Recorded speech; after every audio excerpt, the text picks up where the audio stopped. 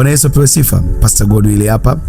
Leo hii nataka niangazie kwa habari ya somo linalosema divai mpya na kiriba kipya. Kitabu kile cha Mathayo ile sura ya 9 na ule mstari wa 17, Biblia inasema kwamba wala watu hawatii divai mpya katika viriba vikuukuu, na kama wakitia vile viriba upasuka, divai ikamwagika na viriba vikaharibika, bali utia divai mpya katika viriba vipya, vikahifadhika vyote. Yesu Kristo anaonyesha hapa kwamba para divai mpya ambapo inatakiwa iwekwe kwenye chombo kilicho sahihi. Kipi chombo sahihi katika hivi viwili? Chombo cha kwanza ni kiriba kikuukuu, yani kiriba cha zamani, na chombo cha pili ni kiriba kipya. Katika desturi ya kizamani na zamani hizo, kiriba kilikuwa ni moja ya kifungashio kilichotengenezwa kwa matirio ya ngozi. Ina maana kiriba kile kikuukuu ngozi yake imekauka, hivyo haiwezi kuvutika,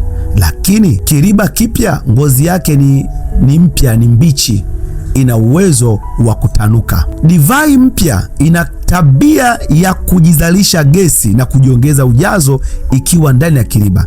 Kipi kiriba sahihi? Kiriba sahihi ni kiriba kipya. Kiriba kipya kikiingizwa divai mpya, divai inapojiongeza gesi na kujiongeza ujazo, ile ngozi utanuka. Lakini Yesu anasema hivi, divai mpya ikijiingiza kwenye kiriba kikuukuu, gesi inapojiongeza, ile ngozi kuukuu iliyokakamaa haiwezi kutanuka. Matokeo yake itachanika na itamwagika na itaharibika. Nini maana yake? Nguvu za Roho Mtakatifu zinatakiwa zimiminwe ndani ya mtu aliye sahihi. Mtu sahihi ni yupi? Ameokoka, amemwamini Yesu kuwa Bwana Mwokozi wa maisha yake, amezaliwa kwa mara ya pili na Injili, anaishi Injili, amefanywa upya kwenye nia yake ya ndani. Yoeli 2:28, Mungu anasema atamimina roho yake kwa watu ambao wana mwili.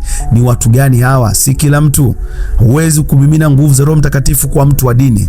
Huwezi kumimina nguvu za Roho Mtakatifu kwa mtu wa mapokeo.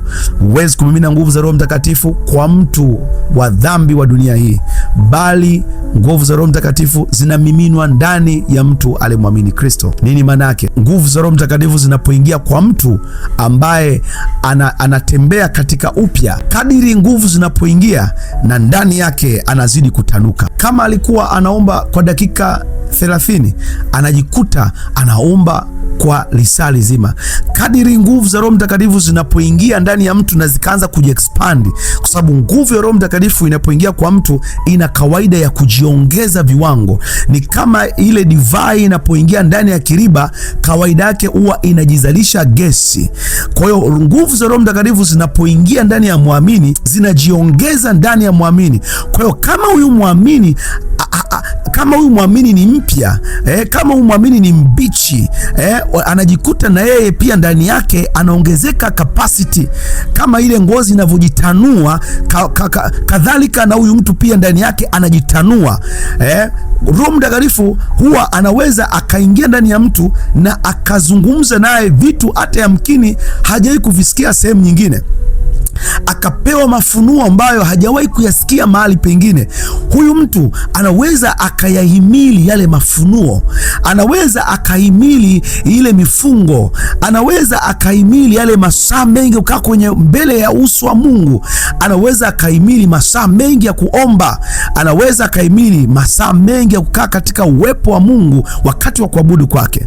Nini manake? Roho Mtakatifu anapokaa ndani ya mtu huwa anaongezeka viwango. Mtu wa mapokeo, mtu wa dini hawezi kupokea ile expansion, kule kujiongeza kwa Roho Mtakatifu ndani yake. Hawezi. Atajua hichi kitu si cha kimungu, atajua hichi kitu anaweza kakemea akajua ni pepo anamsemesha. Kwa sababu gani? Hajaweza kujitanua ndani yake. Lakini mtu ambaye ni kiriba kipya ni mtu wa mafunuo, ni mtu ambaye hajakaa kwenye engo moja ya dini inasemaje, bali ni Mungu anasemaje katika huo ufunuo. Nami nakuombea mpenzi mtazamaji, na kuombea Mkristo mzuri na nisikiliza wakati huu, Roho Mtakatifu akiingia ndani yako, tabia yake ni kujitanua, na anajitanua, na anapojitanua nawe pia unatanuka. Akiingia ndani yako anatanua maono yako. Akiingia ndani yako anatanua viwango vyako vya kuona katika jicho la kiroho.